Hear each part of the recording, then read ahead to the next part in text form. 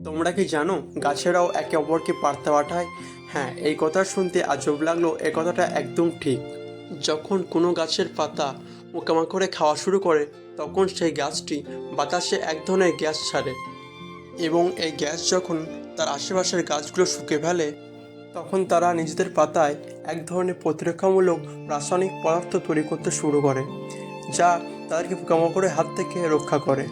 এটাই হলো গাছেদের গোপন বার্তা।